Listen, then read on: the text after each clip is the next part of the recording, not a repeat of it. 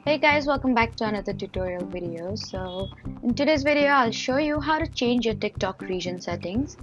First, open TikTok and go to your profile. Then tap the menu button and open settings and privacy. Now look through the account and content settings for any location or regional options available on your version of TikTok. And keep in mind that TikTok doesn't provide a simple button that lets every account switch to absolutely any country. Your region can be influenced by things like your SIM card, IP address, account information, and where you're usually using TikTok. If you've moved to another country, make sure your account information and device settings reflect your new location.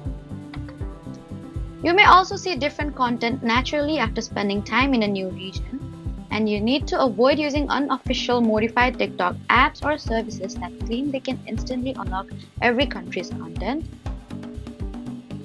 So that was it for the video. Please do not forget to like, comment, and subscribe for more helpful tutorials.